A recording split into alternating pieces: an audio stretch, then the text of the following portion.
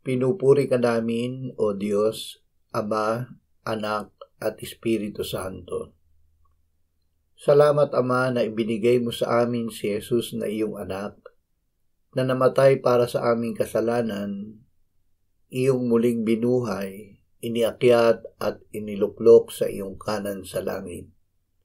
Salamat na ibinigay mo sa amin ang iyong banal na Espiritu, at sa pamamagitan niya ay ibinuhos mo ang iyong pag-ibig sa aming puso.